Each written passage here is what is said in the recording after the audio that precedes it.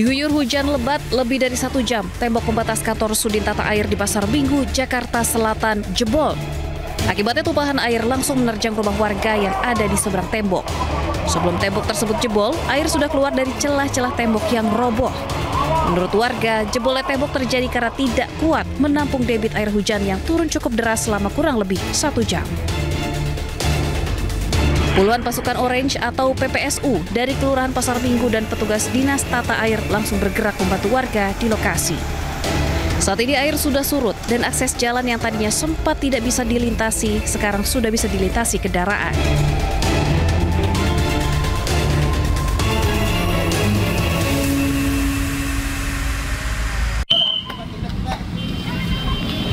Berapa dia itu?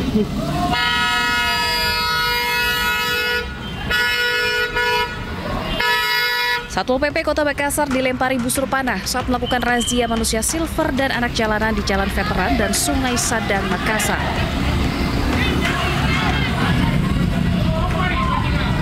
Mereka melakukan perlawanan bersama keluarganya saat akan diamankan. Beruntung perlawanan para manusia silver berhasil diredam petugas.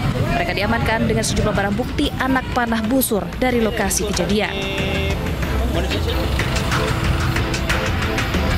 Razia seperti ini merupakan kegiatan rutin yang dilakukan oleh Satpol PP lantaran aktivitas mereka kerap mengganggu pengguna jalan.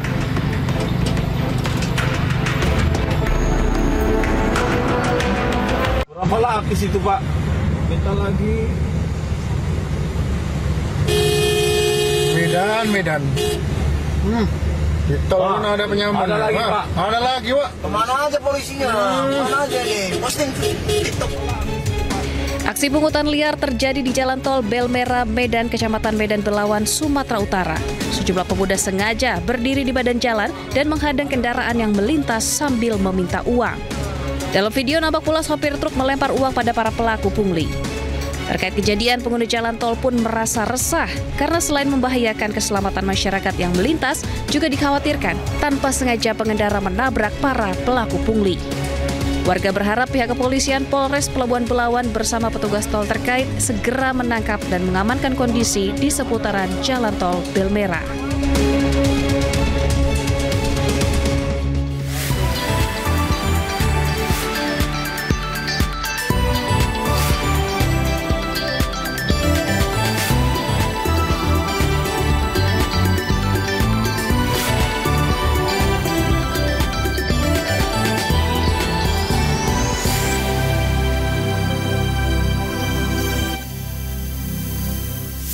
Halo, selamat pagi pemirsa. Welcome back to iNews Today. Sabrina. Halo, Happy Togi. Thursday. Selamat pagi, Togi. Selamat pagi, selamat pagi. Bagaimana kabarnya hari ini? Selamat pagi, pemirsa. Good. Kamu kelihatan berbeda. Kayaknya baju baru ya nggak sih pemirsa? Iya dong. Setiap hari kayaknya belanja ya kamu ya? Iya dong.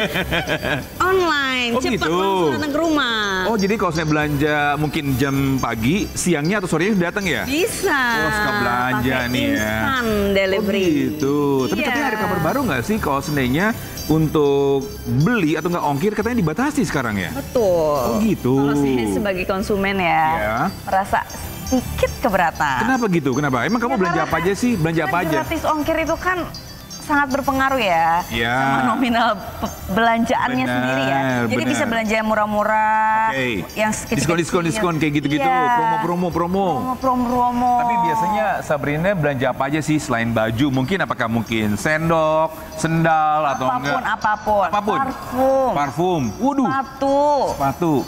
Apapun pokoknya saya beli di online. Oke. Karena ini hemat waktu juga. Iya. Tapi kalau misalnya sekarang nggak ada gratis ongkir, mungkin sedikit memberatkan saya juga ya sebagai Mungkin konsumen. akan mikir, aduh, kayaknya harus dibatasi kali ya Betul. untuk belanja online-nya ya. Betul, Iya, karena iya, kalau iya, iya. misalnya kita mau dapat gratis ongkir, kalau misalnya ada pembatasan, jadi kita harus belanja dengan nominal yang banyak. Oh, Nah, akhirnya kan jadi kan oke. kalau saya sebagai konsumen daripada beli banyak banget boros ya udah deh nggak jadi belanja. Oke, Kalau jadi sekarang tuh kan banyak gratis ongkir walaupun belanjanya kecil-kecil, Togi. oh, oke. Karena aku nggak suka belanja, karena aku biasanya dibelanjain. Baik, sahabat bisa gimana kabarnya pagi hari ini? Semoga dalam keadaan baik dan sehat. Senang sekali kami kembali hadir selama 1,5 jam ke depan untuk memberikan informasi penting, menarik, dan inspiratif untuk Anda. Bersama saya Togi Sinaga. Dan saya Sabrina Silah, inilah iNews Today selengkapnya.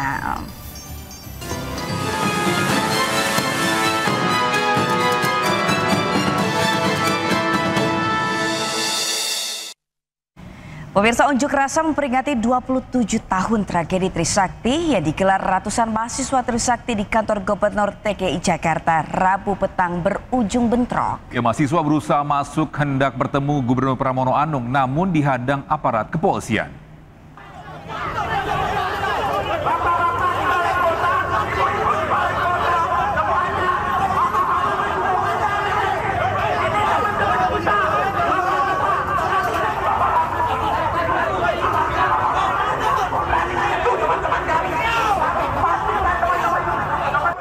Unjuk rasa yang dilakukan oleh mahasiswa Trisakti di depan pintu gerbang gedung Balai Kota DKI, Jalan Medan Merdeka Selatan, Gambir, Jakarta Pusat, Rabu petang berujung ricuh.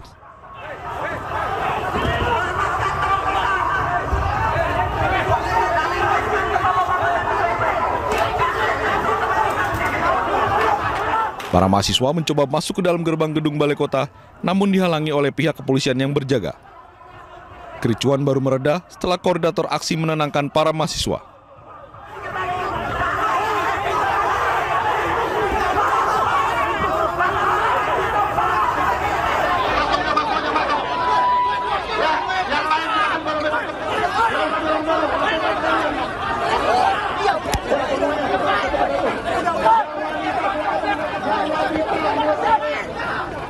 Aksi ini merupakan peringatan 27 tahun tragedi Trisakti yang digelar ratusan mahasiswa Trisakti. Mereka menyayangkan tidak ada kejelasan dalam kasus yang telah menewaskan sejumlah mahasiswa Trisakti tersebut. Dari Jakarta, Rani Sanjaya, iNews melaporkan. Bisa pasca bentrokan di Balai Kota, polisi menangkap puluhan orang dalam aksi mahasiswa Universitas Trisakti memperingati 27 tahun reformasi.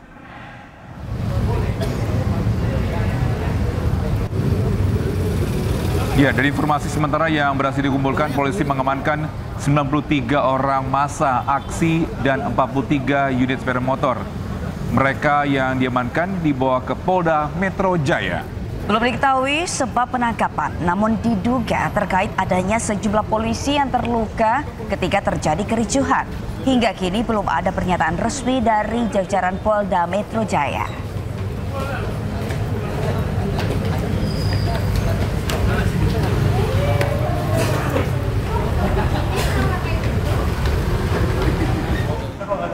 Beralih ke informasi lain, pemirsa, 6 tersangka kasus grup Facebook Fantasi Sedarah ditangkap polisi. Mereka memiliki peran masing-masing dari admin grup hingga member aktif.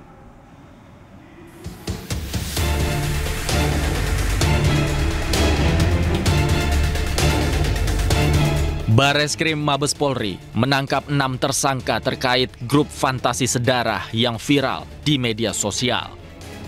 6 orang ini memiliki peran berbeda dalam grup tersebut. Di antaranya sebagai admin grup dan member aktif yang telah mengunggah foto dan video seksual perempuan dan anak di bawah umur. Dalam penangkapan ini, penyidik juga menyita sejumlah barang bukti.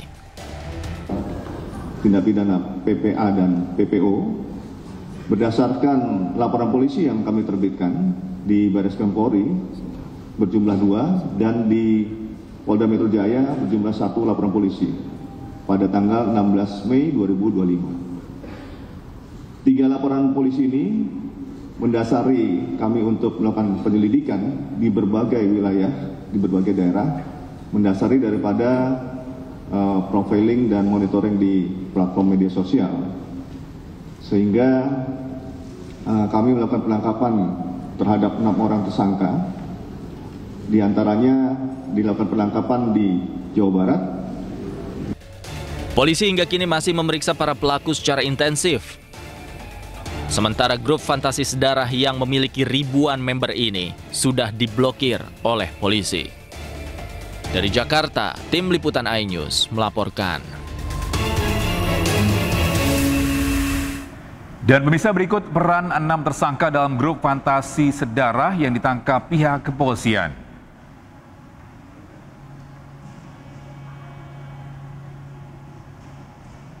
Yang pertama, MR, pembuat grup fantasi sedarah yang menyimpan 400 konten pornografi di ponselnya.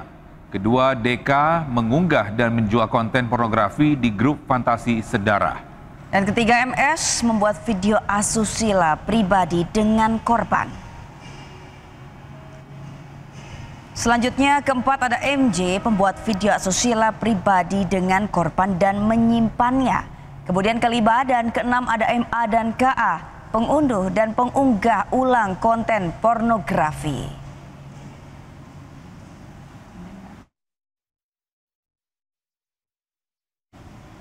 Pemirsa, evakuasi dramatis terhadap sopir pick-up dalam kecelakaan lalu lintas terjadi di Jalan Raya Ngawi, Madiun, Jawa Timur antara pick-up dan truk trailer berbuatan gula cair. Akibat kecelakaan ini, 3 orang mengalami luka-luka.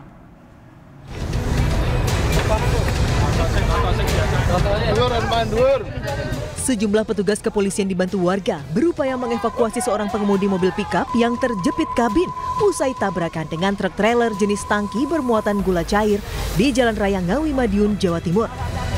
Kabin pickup yang ringsek membuat sopir sulit dikeluarkan. 2 kendaraan berhenti kerahkan untuk membantu proses evakuasi. Usai dievakuasi, sopir kemudian dilarikan ke Rumah Sakit Widodo Ngawi untuk penanganan medis. Sebelumnya, sopir truk trailer dan penumpang pickup juga telah dibawa ke rumah sakit akibat luka berat. Insiden berawal saat mobil pickup yang dikemudikan Adit, 21 tahun, melaju dari arah Madiun menuju Ngawi. Sampai di lokasi, diduga pickup oleng ke kanan. Naas dari arah berlawanan melaju truk trailer yang dikemudikan Anto, 23 tahun. Tabrakan pun tak terhindarkan. Truk trailer terguling sementara pickup ringsek di bagian depan. Arus lalu lintas sempat macet saat proses evakuasi kendaraan. Sementara unit Gakum Satlantas Polres Ngawi masih menyelidiki penyebab pasti kecelakaan. Dari Ngawi, Jawa Timur, Asfi Manar Anyus melaporkan. Kita beralih ke Jawa Barat, bisa menjadi korban pengeroyokan seorang pedagang kopi di salah satu rental permainan video mengalami gegar otak. Peristiwa ini terjadi di Jalan BDB Berak Cilangkap, Tapos, Kota Depok.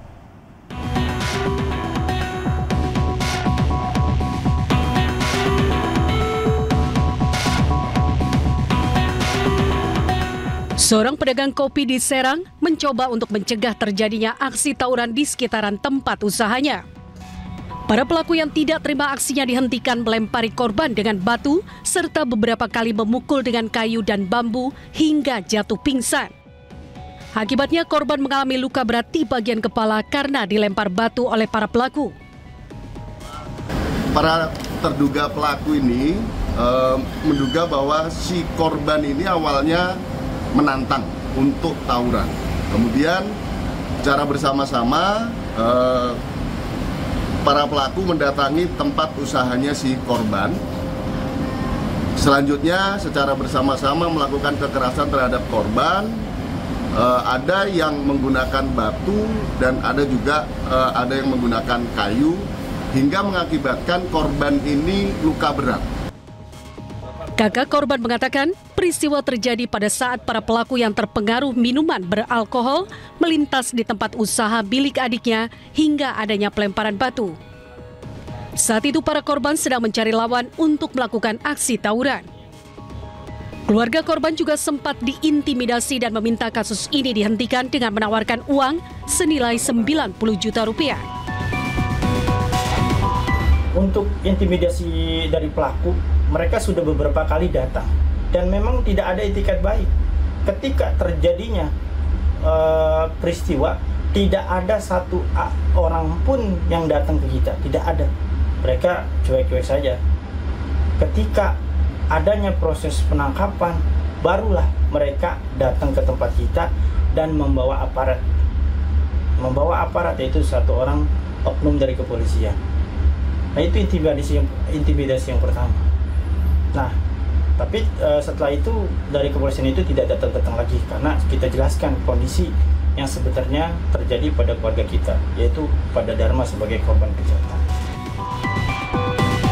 Kini ketujuh korban terancam hukuman 9 tahun penjara. Dari Depok, Jawa Barat, Iyung Rizky, iNews melaporkan. Dirjen Imigrasi Indonesia menangkap seorang warga negara asing asal Amerika Serikat yang memproduksi konten pornografi di Indonesia. Ya, tersangka memproduksi konten pornografi berbayar seorang diri, namun melibatkan ratusan wanita asal Indonesia dan beberapa negara lain.